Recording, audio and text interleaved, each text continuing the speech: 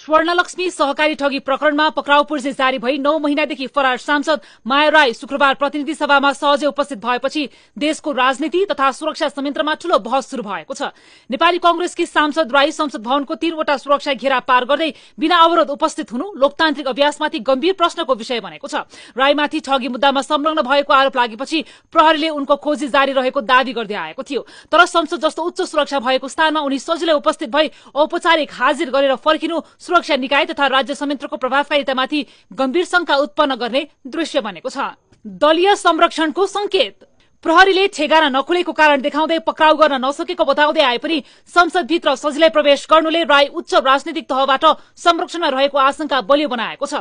विश्लेषकहरू भन्छन् यो घटना सीधा राज्य संयन्त्रको दलीय दुरुपयोगको प्रमाण हो। यसअघि फरार अवस्थामा रहेका एमाले सांसद लक्ष्मी कोइरी महतो संसदमा उपस्थित हुँदा पनि विवाद भएको थियो। तर माया राईको मामलामा भने सभामुख र सरकार स्वयंको संलग्नता देखिनु थप चिन्ताजनक भएको राजनीतिक विज्ञहरूको भनाइ छ।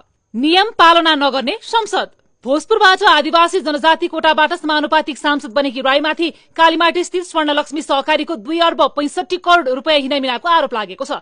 अदालतले पक्राउ पूर्जी जारी गरेपछि राई फरार थिइन्। फतवेता सदन र समितिको कुनै बैठकमा देखिएकी थिइनन्। हिउँदे अधिवेशनमा 27 वटा बैठक हुँदा पनि उनले एक दिन पनि उपस्थिति जनाइनन्, न त अनुपस्थितिको औपचारिक सूचना नै दिन्। उल्टै बिरामी विधा स्वीकृत गराएर उनलाई सभामुखले नै सेवा सुविधा दिन लगाए। नेपालको संविधान तथा संसदको नियमावली अनुसार 10 वा सोभन्दा बढी बैठकमा अनुपस्थित रहने सांसदको पद स्वतः रिक्त हुने प्रावधान छ। तर माया राई 18 माघदेखि 19 चैतसम्मको हिउँदे अधिवेशनमा अनुपस्थित रहे पनि कुनै कारबाही अगाडि बढाइएको छैन।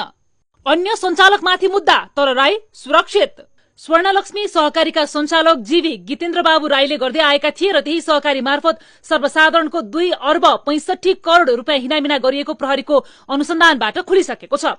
सर्वसाधारणले दिएका उजुरीको आधारमा 1 अर्ब 19 करोड़ रुपियाँ बराबरको बिगो कायम गरी माया राई सहितका केहीको नाममा मुद्दा दायर गरिएको थियो। भोजपुरकी माया राई जीवी राईसँगको निकटताका आधारमा सहकारीको नेतृत्व तहमा पुगेकी थिइन्। वित्तीय वर्ष 2073-74 र 75-76 को अवधिमा राई सहकारीको सदस्य र पछि सहसचिव भइसकेकी थिइन्।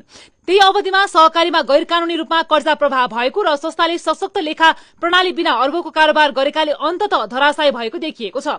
तर अरू सञ्चालक विरुद्ध मुद्दा दायर हुँदा पनि राईलाई सुरुवातमा अनुसन्धान बाहिर राखिएको थियो। पछि प्रारम्भिक अनुसन्धानमा संलग्नता देखिएपछि प्रहरीले अदालतबाट पक्राउ पूर्जी लिएको हो। सोधपुछका लागि प्रहरी प्रयासरत भएको दावी गरे पनि राईको संसद प्रवेशले त्यो दावीप्रति नै अविश्वास बढाएको छ। सभामुखको विवादास्पद भूमिका। माया राईको मुद्दामा सभामुख देवराज घिमिरेको भूमिका पनि विवादमा आएको छ। सभामुख घिमिरेले राईको अनुपस्थितिमा 2 पटक बिरामी विधा स्वीकृत गरेर उनको सांसद पद जोगाइदिएको खुलेपछि संसदभित्र आन्तरिक मर्यादा र कानूनी प्रक्रियामाथि थप बहस चर्किएको छ।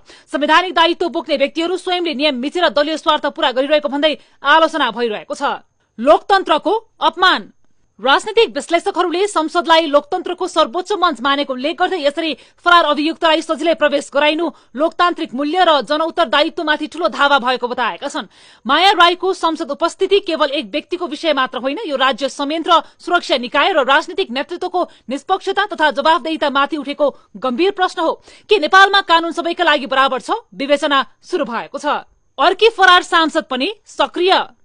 नवलपुरको कावासेती स्थित छिपछिपे उपभोक्ता सहकारीमा 16 करोड़ 69 लाख रुपियाँ अपचलनको आरोपमा राप्रपाकी सांसद गीता बस्नेत विरुद्ध पनि 1 वर्ष अघि नै पक्राउ पूर्जी जारी भएको हो।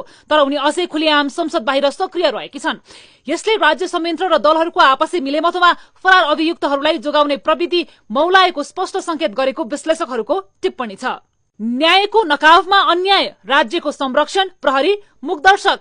स्वर्णलक्ष्मी सहकारी ठगी प्रकरण केवल आर्थिक अनियमितताको उदाहरण होइन, यो राज्य संरचनाले अपराध कसरी अंगीकार गर्छ भन्ने ज्वलन्त नमूना हो। माया राई संसदमा फरार अभियुक्तकै हैसियतमा सजिलै उपस्थित हुँदा सुरक्षा कर्मीहरूको आँखा बन्द र प्रहरीको खोजी अभियान नाटक साबित भयो।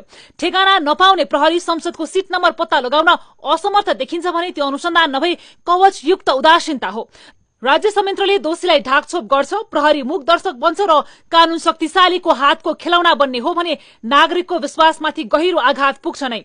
साँच्चै कानून सबैका लागि समान छ कि यो केवल कमजोरीमाथिको दण्डको औजार मात्र हो, अथवा लोकतन्त्रमा यस्तो जे पनि छुट हुन्छ? प्रश्न जब्बर बनिरहेको छ।